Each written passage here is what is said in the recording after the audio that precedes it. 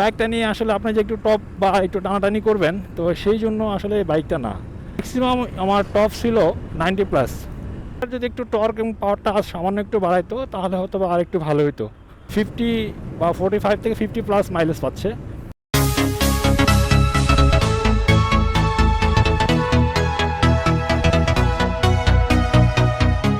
আসসালামু আলাইকুম, welcome to new another blog.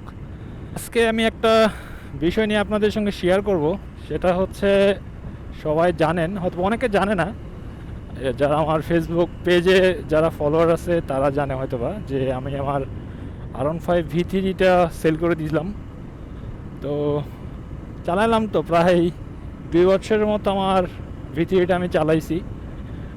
তো হঠাৎ করে আসলে সেল করার একটা কারণও ছিল, কারণ আমি প্রায় 2টা বছর ধরে বাইকটা চালাচ্ছিলাম। তো চালানোর পরে আসলে একটু প্রবলেম হচ্ছিল আমার, কারণ আমি কিছুদিন আগে বাইকটা যখন আমি চালাচ্ছিলাম হঠাৎ করে দেখি যে আমার কোমরে এবং এই রিস্ট, বিশেষ করে এই রিস্টটা খুব ব্যথা করে। আর কোমরে বলতে ব্যাক পেইনটা একটু বেশি হইতো আর কি। আমার অনেক আগে থেকে একটু সমস্যা ছিল, কম সমস্যা থাকার জন্য আসলে ওখান থেকে মনে হয় ব্যাক পেইনটা আসতেছিল বারবার। তো অনেক ট্রিটমেন্ট নিলাম। তো ট্রিটমেন্ট নেওয়ার পরে যে একটু রিল্যাক্স করার দরকার, কারণ ওই কোমরের ব্যথাটা ভালো হচ্ছিল না। তো চিন্তা করলাম যে এদিকে আবার ফ্যামিলি থেকেও একটু প্রবলেম হচ্ছিল। সেটা হচ্ছে যে আপনাদের ভাবি আমার এই ভিতরিতে উঠতে পারতো না, একটু ভয় করতো। তো সেটারও একটা কারণ আছে, কারণ আমি যখন কোথাও বের হতাম, তো আমার একটা ছোট্ট একটা বেবি আছে। তো ওকে নিয়ে আসলে বাইকের পিছনে একটু বসাটা একটু ঝামেলা মনে করতো, উঠতে পারতো না, ভয় করতো। তো এখন কথা হলো যে বাইকটা যখন সেল করলাম, তো সেল করার পরে এখন যে বাইকটা নিলাম সেটা হচ্ছে, তো দেখতেই পারতেছেন, ইয়ামাহা FZS ডিলাক্স। তো এটা একটু রিল্যাক্স মোডে একটু চালানো যায়। তো এখানে দেখলাম যে মোটামুটি ভালোই লাগতেছে, একটু ফ্রিভাবেই চালাতে পারতেছি বাইকটা নিয়ে। তো এখন হয়তো বা অনেকের প্রশ্ন করবেন যে ভাই, আপনি V3 সেল দিয়ে এই বাইকটাতেই কেন আসলেন? কারণ এই বাইকটাতে তো অনেক কমপ্লেন সবার, পাওয়ার নাই, টর্ক নাই, আর দামও অনেক বেশি। এক্সট্রা মানে 150cc সেগমেন্টের ভিতরে সবচাইতে একটা লো পাওয়ার বাইক, প্লাস এটার যে প্রাইসটা অনেক বেশি। আর আমি যখন R15 V3 যখন আমি কিনি বাইকটা, তো এই বাইকটার প্রতি আমার কেমন যেন একটা আলাদা একটা ভালো লাগা কাজ করতো। তবে সবার ভালো লাগা এক না, কারণ অনেকে আবার এই বাইকটা নিয়ে অনেক বিভিন্ন নাম দিয়ে রাখছে। তো আমি সেদিকে যাচ্ছি না।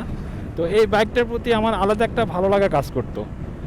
যখনই দেখতাম আমার ওই V3 যখন চালাতাম, রাইড করতাম যখন, তো পাশ দিয়ে কোনো বাইক গেলে বাইকটা দিকে আমি তাকায় থাকতাম, সাইড দিয়ে গেলেও বাইকটা একটু তাকায় একটু দেখতাম। তো সেই থেকে আসলে বাইকটা একটু ভালো লাগা কাজ করে। আর এই বাইকটা নিয়ে যখন আমি বের হই, আমি ইয়ামাহা আগের থেকে একটু পছন্দ করতাম বিশেষ করে।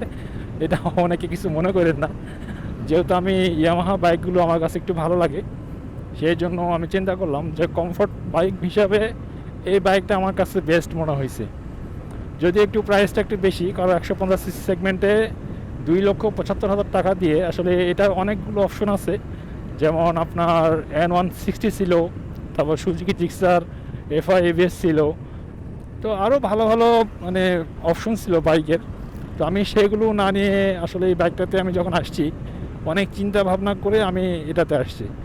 তো আসার একটা কারণ আরেকটা, সেটা হচ্ছে এই বাইকটা আমার বিশেষ করে ব্রেকটা আমার কাছে খুবই ভালো লাগছে। কারণ ABS যেহেতু আছে, ওগুলো তো ABS আছে, বাট ওগুলোতে ABS থাকলেও ওগুলো নিয়ে অনেক কমপ্লেন আছে। যেমন আপনার N160টাতে অনেক কমপ্লেন আছে, প্লাস দেখা গেছে যে আপনার সুজুকি জিক্সার FI ABSটা ওটা নিয়ে অনেকের কমপ্লেন আছে। তো মূলত আসছি যে এটা ব্রেকটা ভালো, আমার কাছে ব্রেকিং কন্ট্রোলিং সবই আমার কাছে ভালো লাগছে বাইকটা। আর বিশেষ করে যখন আমি এই বাইকটা কেনার আগে আমি বেশ কয়েকবার ট্রায়াল দিছি। তো ট্রায়াল দেওয়ার পরে দেখলাম যে না, এটা আমার জন্য ভালো। আমার যেহেতু শারীরিক অবস্থাটা একটু উন্নতি করার দরকার, তো চিন্তা করলাম যে এটা আমার জন্য মনে হয় বেস্ট হবে। তো তারপর আপনারা কমেন্টে বলবেন, আপনাদের মতামত জানাবেন যে আসলে বাইকটা নিয়ে ঠিক করলাম কি না। তো জানি না আসলে এটা কতদিন চালাবো, কারণ আমার V3টাই মনে হয় আমি সর্বোচ্চ 2 বছর চালাইছি বাইকটা। এছাড়া আমার যে FI ABS একটা ছিল, সুজুকি জিক্সার FI ABS, তো ওটা 2 মাসের মতো চালাইছি। 2 মাসে বেশি চালানো হয় না, প্রায় 1500 কিলোমিটারের মতো চালানোর পরে বাইকটা আমি সেল করছি।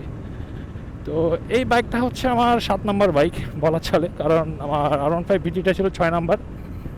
তো এই বাইকটা কতদিন চালাবো সেটাও বলতে পারতেছি না, কারণ একটু শরীরটা যদি ভালো হয়, শারীরিক অবস্থা যদি একটু উন্নতি হয়, যেহেতু হায়ার সিসি বাংলাদেশে আসতেছে ইনশাল্লাহ, চিন্তাভাবনা আছে একটা, আপনাদের দোয়া থাকলে অবশ্যই একটা হায়ার সিসি বাইক একটু ট্রাই করে দেখব।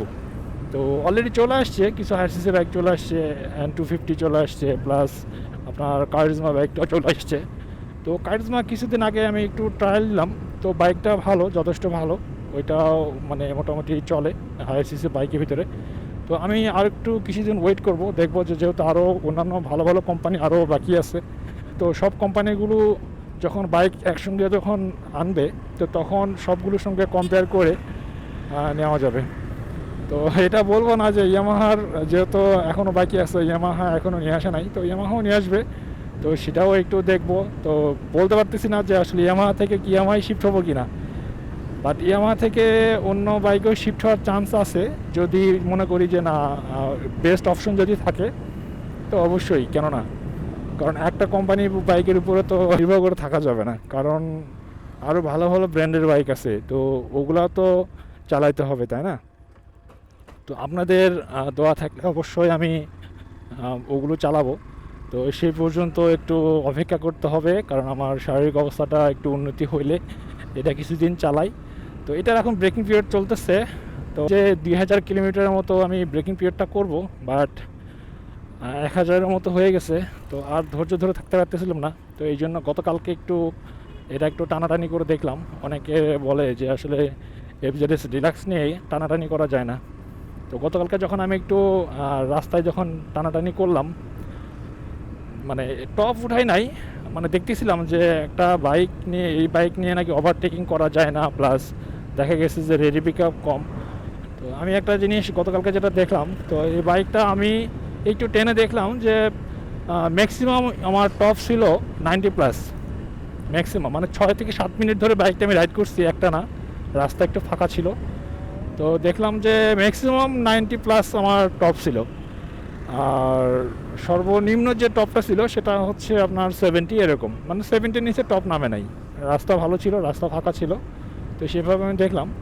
তো কোনো সমস্যা হচ্ছে না, বাইকটা মানে যথেষ্ট ভালো আমার কাছে, মানে তেমন একটা মনে হয় নাই, মানে ওরকম পাওয়ারলেস বাইক মনে হয় নাই।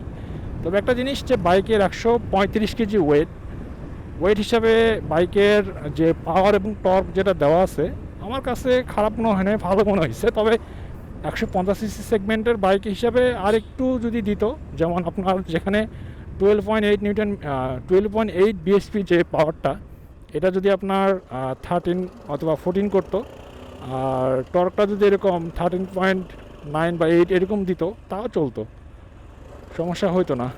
যদি একটু টর্ক এবং পাওয়ারটা সামান্য একটু বাড়াইতো, তাহলে হয়তো বা আর একটু ভালো হইতো। তো আসলে এখানে আমরা কিছু বলতে পারবো না বা কিছু করতেও পারবো না, কারণ যেহেতু একটা বাইক একটা কোম্পানি যখন মানে বাজারে আনে, এটার অনেকগুলো কারণ থাকে। কারণ এই বাইকটা আসলে টপ এবং রেসিং করার জন্য বা একটু টানাটানি করার জন্য এরকম বাইক না আর কি এটা। তো এই বাইকটা নিয়ে আসলে আপনি যে একটু টপ বা একটু টানাটানি করবেন, তো সেই জন্য আসলে এই বাইকটা না।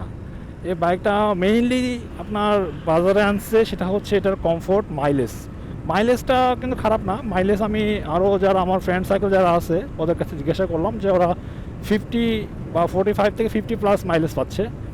আর কমফোর্টটা তো জোস, এক কথাই বলতে চলে। অনেক কথা বলে ফেললাম, তো এর ভিতরে অনেকের অনেক চয়েস থাকবে, অনেকের অনেক মতামত থাকবে, তো সেগুলো ইচ্ছা করলে আপনারা কমেন্টে আমার লিখতে পারেন, আমি অ্যান্সার দেওয়ার চেষ্টা করবো, আর কমেন্টগুলো দেখলে আমারও ভালো লাগবে। তো আজকে আর ভিডিওটা লম্বা করব না, ভিডিওটা আজকের মতো এখানে শেষ করব। সবাই ভালো থাকবেন আর আমার জন্য দোয়া করবেন, যাতে আমি শারীরিকভাবে সুস্থ হতে পারি খুব তাড়াতাড়ি, আর আপনাদের সামনে যাতে নতুন ব্লগ আনতে পারি। তো সেই পর্যন্ত সবাই ভালো থাকবেন। আসসালামু আলাইকুম।